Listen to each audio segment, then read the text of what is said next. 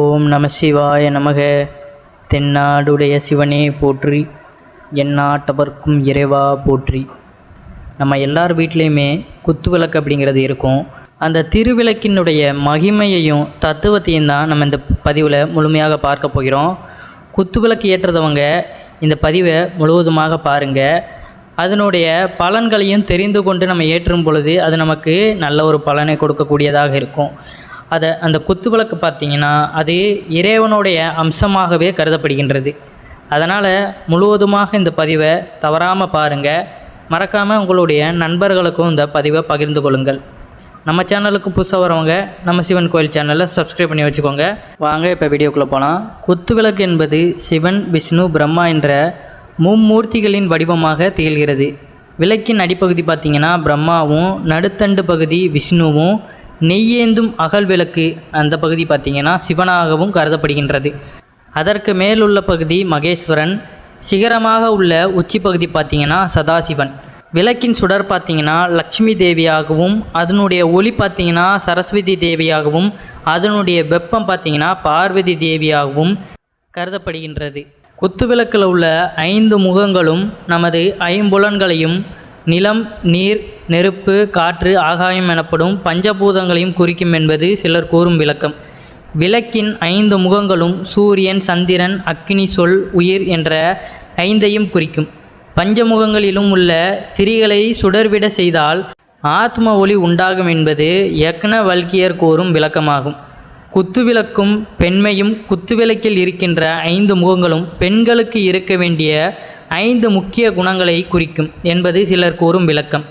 அவை என்னென்னு பார்த்தீங்கன்னா அன்பு, மன உறுதி, நிதானம், சமயோசித்த புத்தி, சகிப்புத்தன்மை ஆகியன. அதே போல் பார்த்திங்கன்னா குத்துவிளக்கிற்கு நாம் ஊற்றும் அந்த எண்ணெயானது எந்த எண்ணெய் ஊற்றினால் என்ன பலன் கிடைக்கும் அப்படிங்கிறதையும் நம்ம பார்க்கலாம்.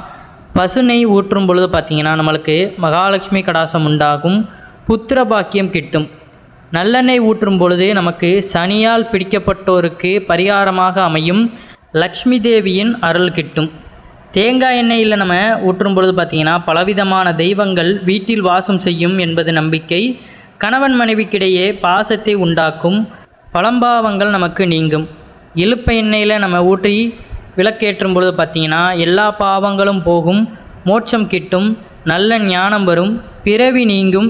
விளக்கு எண்ணெயில் நம்ம ஊற்றும் பொழுது பார்த்திங்கன்னா தெய்வ அருள், புகழ், சுகம், உற்றார் சுகம், தாம்பத்திய சுகம் இவற்றை அதிகரிக்க செய்யும். வேப்ப எண்ணெயில் நம்ம ஊற்றும் பொழுது பார்த்திங்கன்னா குலதெய்வத்தின் அருள் கிட்டும். அதுபோல் பார்த்திங்கன்னா முக்கூட்டு எண்ணெய், அதாவது நெய், வேப்ப எண்ணெய், இலுப்ப எண்ணெய் ஆகிய 3ஐயும் கலந்து விளக்கேற்றி வர செல்வம் உண்டாகும், ஆரோக்கியம் தரும், இறை வழிபாட்டிற்கு மிகவும் உகந்தது. விளக்க வேண்டியவை கடலை எண்ணெய், பாமாயில், கடுகு எண்ணெய் முதலியவை பார்த்திங்கன்னா நம்ம விளக்கேற்றுவதற்கு இதை நம்ம பயன்படுத்தவே கூடாது. விளக்கேற்ற வேண்டிய திசைகள் அப்படின்னு பார்த்திங்கன்னா கிழக்கு திசை நோக்கி விளக்கேற்றுவது சிறப்பு, துன்பங்கள் நீங்கும், கிரகங்களுக்கு மகிழ்ச்சி ஏற்படும். மேற்கு திசை நோக்கி நம்ம விளக்கேற்றும் பொழுது கடன் தொல்லைகள் நீங்கும், சனி கிரகத்திற்கு ஒப்பு ஏற்படும், பகை நீங்கும்.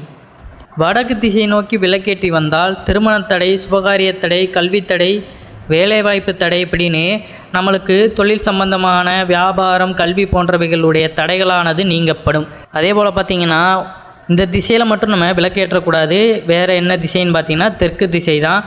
அவை நமக்கு துன்பங்களை தான் கொண்டு வரும் அப்படிங்கிறது எல்லாருடைய ஒரு நம்பிக்கையாக இருக்கின்றது. விளக்குக்கான ஒரு ஆசனம், விளக்குகளை பார்த்திங்கன்னா எப்பொழுதுமே நம்ம வெறுந்தரையில் வைக்கக்கூடாது. அவற்றை வெள்ளி, செம்பு, பித்தளை, பஞ்சலோகம் முதலியவற்றான ஒரு தாம்பலத்தில் மீதே வைக்க வேண்டும், அல்லது மரத்திலான பலகை மீதாவது விளக்கே நம்ம ஏற்றி வைக்க வேண்டும். சில வீடுகள்லாம் பார்த்திங்கன்னா விளக்குக்கு நம்ம குத்து விளக்காகவே ஒரு திண்டு மாதிரி நம்ம செஞ்சு வச்சுருப்போம், அதில் கூட நம்ம வைக்கலாம். அதனால் பார்த்திங்கன்னா எப்போதுமே அதை வெறுந்தரையில் நம்ம வைக்கக்கூடாது. அதுபோல் பார்த்திங்கன்னா எந்த ஒரு விளக்காக இருந்தாலுமே நம்ம அதிகாலையில் ஏற்றுவது, அதாவது காலை 3 மணி முதல் 5 மணிக்குள்ளே விளக்கேற்ற வேண்டும் அப்படிங்கிறது சொல்லுவது. எதற்காக அதிகாலையில் 3 மணிக்கே நம்ம ஏற்றணும் பார்த்திங்கன்னா அது பிரம்ம முகூர்த்தம் தொடங்குகிற நேரம். அந்நேரத்தில் நம்ம ஏற்றுவது மிகவும் ஒரு சிறப்பு வாய்ந்த ஒன்றாக இருக்கும். ஏற்கனவே நம்ம பிரம்ம முகூர்த்தத்தை பற்றி வீடியோ போட்டிருக்கோம், அதை பற்றி தெரியாதவங்க நம்ம சேனலில் செக் பண்ணி பாருங்கள். அவ்வாறு செய்து வந்தாலே நமக்கு சர்வ மங்கள யோகத்தை தரும். அதுபோல் மாலை நேரத்தில் பார்த்திங்கன்னா 6 மணி அளவில் வீட்டில் விளக்கேற்றி வழிபாட நல்ல வேலை, நல்ல கணவன், குடும்ப சுகம், புத்திர சுகம் ஆகியவை கிட்டும்.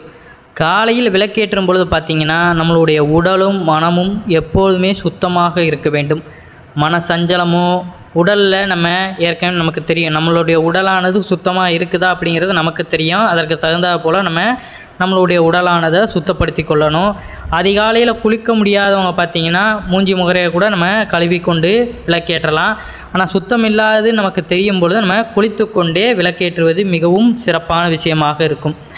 அதுபோல் பார்த்திங்கன்னா வாசலில் சாணம் தெளித்து கோலம் போட்ட பிறகே விளக்கேற்ற வேண்டும். மாலையில் விளக்கேற்றும் போது வாசலில் தண்ணீர் தெளித்து கோலம் போட்ட பின்னரே விளக்கேற்ற வேண்டும். காலை மாலை விளக்கேற்றும் பொழுது கொல்லைப்புற கதவை சாத்திவிட வேண்டும். விளக்கேற்றும் போது பார்த்திங்கன்னா விளக்கிற்கு பால், கல்கண்டு நிவேதனம் வைத்து வழிபட எல்லா நன்மைகளும் நமக்கு கிட்டும் அப்படிங்கிறது ஐதீகம். எரியும் விளக்கை தூண்டும் முறை விளக்கை எரிய தொடங்கியவுடன் அந்த விளக்கிற்குரிய தேவதை ஆவணமாக்கி விடுவதால் விளக்கு எரியும் போது அதன் திரியில் சிட்டத்தை தட்டுவதோ திரியை நிமிட்டுவதோ கூடாது. திரியை பெரிதாக்கி வெளிச்சத்தை கூட்டலாம். நேரம் ஆக ஆக விளக்கின் ஒளி மங்கிக் கொண்டே இருந்தால் எரிந்து கொண்டிருக்கும் திரியின் அருகே புது திரி ஒன்று ஏற்றிய பின்னர் பழைய திரியை எடுத்து விட வேண்டும். விளக்கை குளிர வைக்கும் முறை. விளக்கேற்றினால் எண்ணெய் முழுவதும் தீர்ந்து விளக்கு தானாக அணையும் வரை நம்ம விட்டு விடுகின்றோம். அது தவறு. விளக்கு ஏற்றியிருந்தவாறே அதனை குளிர வைக்கும் வரை விளக்கில் எண்ணெய் இருந்து கொண்டே இருக்க வேண்டும். விளக்கை வாயால் ஊதியோ வெறுங்கையால் அணைக்கக்கூடாது. விளக்கை குளிர வைக்க வேண்டுமானால் திரியில் அடிப்பகுதியில் பின்புறமாக இழுக்க வேண்டும். அப்படி இல்லை அப்படிங்கிற பட்சத்தில் பார்த்திங்கன்னா நம்ம புஷ்பத்தால் கூட அணைக்கலாம். அப்போது தீச்சுடர் சிறிது சிறிதாக குறைந்து திரி எண்ணெயில் அமிழ்ந்து விளக்கு குளிரும். இது பார்த்திங்கன்னா எல்லார் வீட்லேயுமே பண்ணுறது. அதாவது விளக்கை குளிர்விப்பது அப்படிங்கிறது பார்த்திங்கன்னா நிறைய வீடுகளில் நம்ம திரி அப்படியே மெல்ல உள்ளே இழுத்து கூட குளிர்விப்பது உண்டு. இப்படியும் நம்ம குளிரச் செய்யலாம், இல்லைன்னா நம்ம புஷ்பத்தால் குளிரச் செய்யலாம். எலுமிச்சப்பழ விளக்கு. எலுமிச்சப்பழ சாறை பிழிந்துவிட்டு அதன் தோலை விளக்குகளாக்கி அதில் நெய் ஊற்றி விட்டு ராகு நேரத்தில் துர்க்கைக்கு விளக்கேற்றி வழிபடுவது உண்டு. இதனால் பார்த்திங்கன்னா நமக்கு திருமண தடைகள் நீங்கி திருமணம் கைகூடும் என்பது நம்பிக்கை. விளக்கின் திரியின் நன்மைகள். பருத்தி பஞ்சினால் ஆன திரி நல்லவே அனைத்தும் செய்யும். இலவம் பஞ்சினால் திரிக்கப்பட்ட திரி பார்த்திங்கன்னா சகல பாக்கியத்தையும் தரும். தாமரை தண்டி நூலால் திரிக்கப்பட்ட திரியானது முற்பிறவியில் செய்த பாவத்தை போக்கும், செல்வம் நிலைத்து நிற்கும். வாழைத்தண்டி நாரினால் உருவாக்கப்பட்ட திரியை பயன்படுத்துவதால் குழந்தை செல்வம் உண்டாகும்.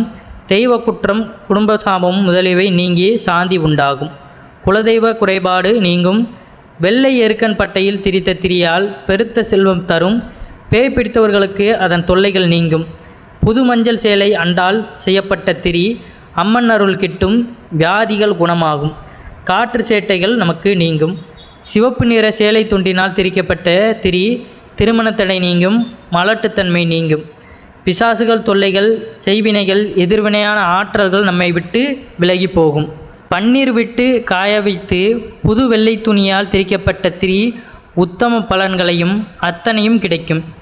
விளக்கு பூஜைக்கு ஏற்ற நாட்களை நம்ம பார்க்கலாம். வெள்ளிக்கிழமை, கார்த்திகை, திருவாதிரை, பூரம், விசாகம், திருவோணம் ஆகிய நட்சத்திரங்கள், பௌர்ணமி, அமாவாசை, சதுர்த்திதி, பஞ்சமி திதி, ஏகாதசி திதி, நவராத்திரி, சிவராத்திரி, ஆடி செவ்வாய், ஆடி வெள்ளி, தை செவ்வாய், தை வெள்ளி, இந்த விசேஷமான நாட்களில் பார்த்திங்கன்னா நம்ம விளக்கு பூஜைகள் செய்வது மிகவும் பிரசித்தி பெற்றது, மிகவும் சிறப்பு வாய்ந்தது. இந்த நாட்களில் நமக்கு இறையருள் அப்படிங்கிறது மிகுதியாக கிடைக்கும். ஆகிய நாட்களுக்கு பூஜைக்கு ஏற்ற நாட்களாக வெள்ளி செவ்வாய்க்கிழமைகளில் பெண்கள் கூட்டு வழிபாடாக விளக்கு பூஜை செய்வது மிகுந்த நன்மைகளை நமக்கு தரக்கூடியதாக இருக்கும். விளக்கு பூஜையில் கவனிக்க வேண்டியவை. விளக்கு பூஜையில் விளக்கிற்கு அர்ச்சனை செய்த குங்குமத்தை எடுத்து சுமங்கலி பெண்கள், அதாவது பார்த்திங்கன்னா திருமணமான பெண்கள் தாலியிலும் தலை உச்சி வகிடிலும் வைத்து வர அவர்களது கணவர்கள் நலமுடன் வாழ்வார்கள். திருவிளக்கு பூஜை செய்யும் பொழுது பார்த்திங்கன்னா குத்து விளக்கை தலைவாழை இலை மீது வைத்து பூஜை செய்ய வேண்டும். அதனால் அந்த குடும்பம் வாழையடி வாழையாக செழிப்புற்று ஓங்கும். விளக்கின் சுடர் நிதானமாக எரிய வேண்டும், நடுங்கக்கூடாது, புகையக்கூடாது, மெல்ல தணிந்து அடங்கக்கூடாது. விளக்கில் குளம் போல எண்ணெயை ஊற்றி தீபம் ஏற்ற வேண்டும். விளக்கின் சுடரில் மகாலட்சுமி நிறைந்து நிலைத்து நிற்கின்ற காரணத்தினால் அச்சுடரை கையால் வீசிய காற்றாலும் வாயால் ஊதியும் குளிர வைப்பது குற்றமாகும். அதிகாலையில் எழுந்ததும் பூஜை அறையில் குத்துவிளக்கு அல்லது காமாட்சி விளக்கு ஏதேனும் ஒன்றை ஏற்றி வைக்க வேண்டும். விளக்கு என்பது லட்சுமி வாசம் செய்யும் இடமாகும். அது மங்கள சின்னம். உங்கள் வீடு பிரகாசமாக இருக்க வேண்டின் எப்பொழுதும் பார்த்தீங்கன்னா விளக்கும் பரிசுத்தமாக இருக்க வேண்டும். அடுப்பேற்றும் முன்பாக சுமங்கலி பெண்கள் காலையில் குளித்துவிட்டு காமாட்சி விளக்கேற்றியோ ஓம் சக்தி விளக்கேற்றியோ வழிபட்டு அதிலிருந்து தீப ஒளியை கொண்டு அடுப்பேற்றி வர சகல நன்மைகளும் கிடைக்கும் என்பது நிதர்சனமான உண்மை. விளக்கேற்றியவுடன் செய்யக்கூடாதவை அப்படின்னு பார்த்தீங்கன்னா, விளக்கேற்றிய பிறகு தலை சீவக்கூடாது, வீட்டை பெருக்கக்கூடாது, விளக்கேற்றியவுடன் சுமங்கலி பெண்கள் வெளியே செல்லக்கூடாது, விளக்கேற்றியவுடன் சாப்பிடக்கூடாது, விளக்கேற்றும் நேரத்தில் நம்ம உறங்கக்கூடாது, விளக்கேற்றிய பிறகு பால், மோர், உப்பு, தவிடு, சுண்ணாம்பு, அரிசி, கடன் ஆகியவை கொடுக்கக்கூடாது, விளக்கேற்றியவுடன் துணி துவைக்கக்கூடாது, விளக்கேற்றிவிட்டு உடனே தலை குளிக்கக்கூடாது. மேற்கண்டவாறு செய்தால் வீட்டில் லக்ஷ்மி வாசம் செய்ய மாட்டாள். அதனால் பார்த்தீங்கன்னா தரித்திரமே குடிபோகும். விளக்கு பூஜை பற்றி புராணங்கள் சொல்வன காலங்காலமாக நம்பிக்கையாக இருப்பன. சாஸ்திரங்களில் கூறப்படுவன இவை. அதனால் பார்த்தீங்கன்னா விளக்கையினுடைய மகிமையும் விளக்கேற்றுவதனுடைய அந்த புராண குறிப்புகளையும் நம்மளுடைய முன்னோர்கள் படியே அந்த வழிபாடு முறைகளை மேற்கொண்டு வருவது நமக்கும் நம்மளுடைய குடும்பத்தாருக்கு எப்பொழுதுமே அது நன்மைகளை அளிக்கும் அப்படிங்கிறத நம்ம உணர்ந்து கொள்ளணும். இப்போ பார்த்திங்கன்னா நிறைய பேர் நம்ம இதெல்லாம் மறந்து கொண்டு வருவதனால தான் நமக்கு நிறைய எதிர்வினையான ஆற்றல்கள் நம்மளை சூழ்ந்து இருக்கிறது அப்படிங்கிறத உணர்ந்து கொள்ளணும். முற்காலத்தில் உள்ள நிறைய ஆற்றல்கள் இந்த காலத்தில் தேவையில்லாத விஷயங்களில் நம்ம ஈடுபடும் பொழுது பார்த்திங்கன்னா அதிலவே நம்ம நிறைய நேரத்தை செலவழித்து விடுகிறோம். அதனால் என்ன ஆகிறது, எல்லாமே அதிலேயே விரயமாகி போய்விடுகிறது. அதனால் இந்த காலத்துலேயும் மறந்து விடாமல் விளக்கு பூஜைகள் எல்லாத்தையுமே நம்ம தொடர்ந்து செய்து கொண்டு வரும்பொழுது தான் நாம் எப்போதுமே உடல் ஆரோக்கியத்திலையும் நோய் நொடி இல்லாமலும் வளர முடியும் அப்படிங்கிறத உணர்ந்து கொள்ளுங்கள். என்னத்தை தேடி நம்ம அலைந்தாலுமே இறையருள் அப்படிங்கிறது நமக்கு மிகவும் ஒரு முக்கியமான ஒன்று அப்படிங்கிறத புரிந்து கொள்ளுங்கள். படைத்த இறைவனிடமே நம்ம வழிபாடு முறைகளை செய்து அவருடைய நல்லாசியின்படி இந்த வாழ்க்கை முறையை நம்ம வாழும் பொழுது நமக்கு எல்லா அருளுமே கிடைக்கும் அப்படிங்கிறதான் நிதர்சனமான கருத்து. அதிகாலையில் பெண்கள் எழுந்து அதாவது முன்னோர் காலத்தில் வாழ்ந்த பெண்கள் பார்த்திங்கன்னா அதிகாலையில் எழுந்து அந்த வேலைகள்லாம் செய்து சாணி தெளித்து கோலம் போடுவது அப்படிங்கிறதுலாம் அப்படியே பழங்காலமாக வந்து கொண்ட ஒரு செயலாகவே இருந்து கொண்டிருந்தது. ஆனால் இப்போ உள்ள காலத்தில் கொஞ்சம் கொஞ்சமாக அது மாற்றமடைந்து கொண்டு வருகிறது. எல்லாம் மறந்து கொண்டு நிறைய சோம்பேறித்தனம் அப்படிங்கிறது அதிகமாகிவிட்டது. அதனால் அதெல்லாம் விட்டுட்டு தேவையில்லாத விஷயங்களுக்கு நம்ம அடிபணிந்து விடாமல் எப்பொழுதுமே நல்ல நல்ல விஷயங்களை கற்றுக்கொண்டு இந்த மாதிரியான பூஜை புனஸ்காரங்களில் ஈடுபட்டு அதிகாலையில் எழுந்து கொள்கின்ற அந்த வழக்கங்களை நம்ம ஏற்படுத்தி கொள்ளணும். இரவு நேரங்களில் சீக்கிரம் தூங்கிட்டு அதிகாலையில் எழுந்து கொள்ளணும். அதற்காக தூக்கம் இல்லாமல் எழுந்து கொண்டு இருக்கணும் அப்படிங்கிறதெல்லாம் கிடையாது. ஏன்னா நைட்டு நம்ம நிறைய பேர் பார்த்திங்கன்னா இப்போல்லாம் நிறைய பேர் நைட்டே தூங்குறது கிடையாது. தேவையில்லாத விஷயங்களில் ஈடுபட்டு செல்ஃபோன்களுக்கு அடிமையாகி கொண்டிருக்கின்றனர். அதனால் இவ்வாறான ஆன்மீக சார்ந்த விஷயங்களை புரிந்து கொண்டு அதற்கான பலன்களை நம்ம அறிந்து கொண்டு செயல்படும் பொழுது அதன் மீது பற்றானது நமக்கு அதிகரித்து கொண்டே இருக்கும். அதனால் தவறாமல் இவ்வாறான விஷயங்களை பின்பற்றி வந்தாலே அனைத்து விதமான சகல நன்மைகளும் நமக்கு கிடைக்கும் அப்படிங்கிறது ஐதீகம். அனைவரும் இறையருள் பெற்று என்றும் நலமுடன் வாழ வேண்டும். நன்றி, வணக்கம். ஓம் நம சிவாய நமக.